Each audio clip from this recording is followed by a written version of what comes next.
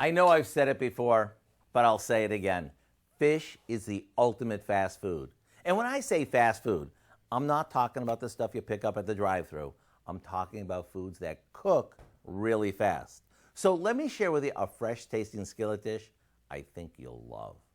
To give this a bright, sunny taste, we start by combining some lemon juice, olive oil, chopped shallots, a bit of salt and pepper, and a spoonful of capers.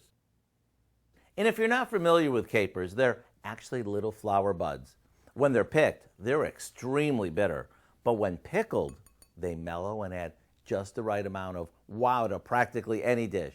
Okay, now we pan fry some fresh cod or haddock that we've seasoned with a bit of salt and pepper. This takes about 4 minutes aside.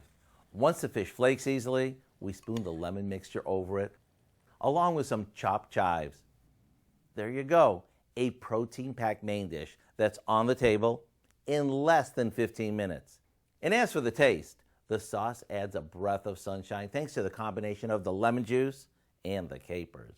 To get the recipe for our lemon caper fish fillets, all you have to do is head to our website.